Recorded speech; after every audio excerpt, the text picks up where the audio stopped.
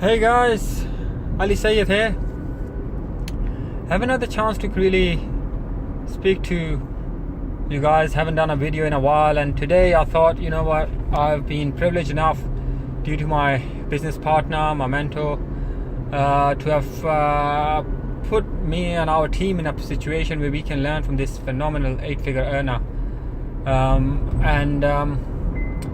This guy always comes through, Raheem will say this as well. He just kind of like pulls through some magical information, and you just can't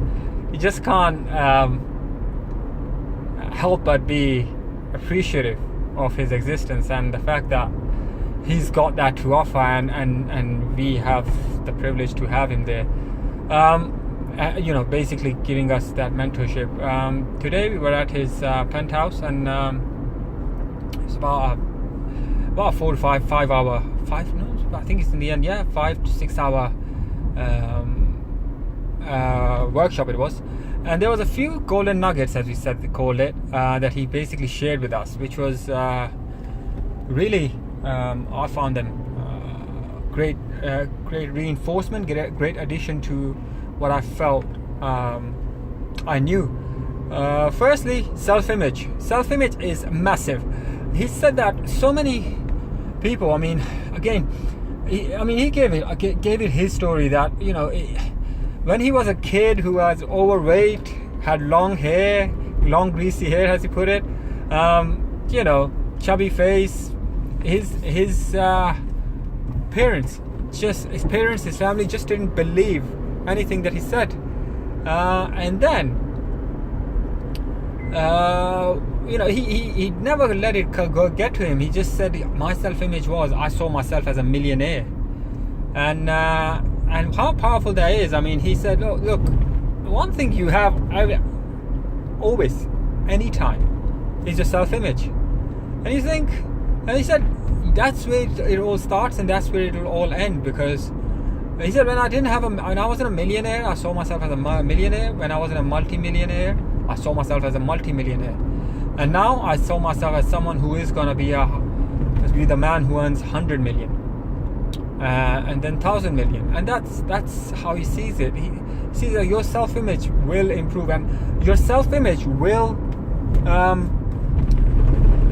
determine what kind of price you feel people will pay for your wisdom, or pay for your experience and your opinion. And that's powerful. You think, how many of us actually feel that we are worth £300 an hour or whatever, or £200 an hour? A lot of us, in the way we encounter life, we tend to become very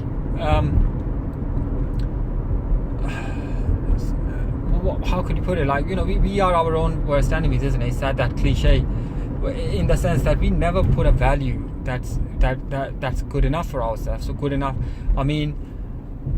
why would we sell ourselves short? Yet a lot of us do it. I am such a big I put my hands up and I say I'm probably the worst one at it. That I never see myself as someone who I have to say I didn't. Now I consciously make an effort of seeing myself as someone who has value to offer. People put you down, and you know what, it happens all the time. I've been through it. I bet so many of you hearing this video have gone through the same thing. People put you down. If they've got frustrations that are basically they're not able to cope with, it's hard to see a man or a woman, for that matter, who will basically look inwards and say that it's their fault. Every person looks to blame the other, and that's the sad part. That's the sad way of thinking. We need to put a value to ourselves. We need to see ourselves in a good light, and that's where it will all start. So moving on from there, the other thing that the mentors kind of mentioned today was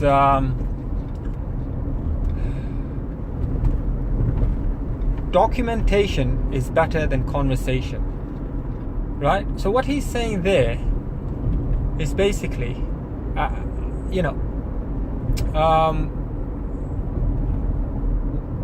we need to kind of like always work on our art. We need to kind of not only discuss but actually put pen to paper, write out. I mean, for example, in a marketing industry, or when we're trying like things like creating funnels and things like that, sales copy, how would you get better at it?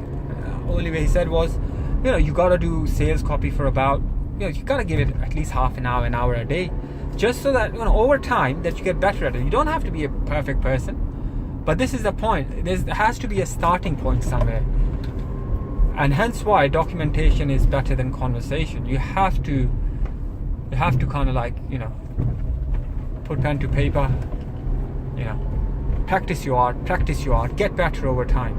Third thing that he said, which links into the second thing big time, is application of knowledge. A lot of people and a lot of us are again culprits of this, that we love to seek knowledge that we feel is worth 100 million. But how many of us actually think of applying that knowledge and actually go through the process of application? And that's big. I mean, we can read all the books, and it's great. Look, those of us who don't read books, that's the foremost thing, I guess, that it can be done.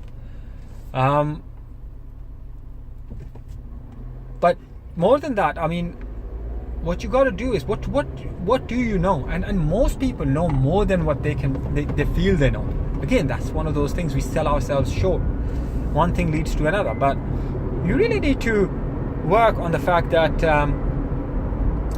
that how to make a success of yourself. And when you get that knowledge that you feel is worth and that will get you successful, you have to apply it. Always think about application.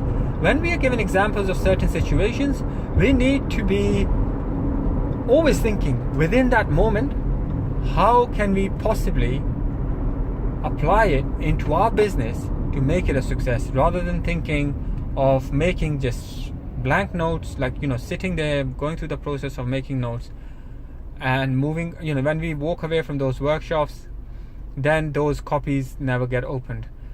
Better yet, when you're sitting there and you're taking this knowledge in, I strongly kind of like started thinking about this myself as well, about when I go through that motion, I'd rather think, how does this knowledge benefit me in my business, and then think about the ideas that can link that knowledge into my business.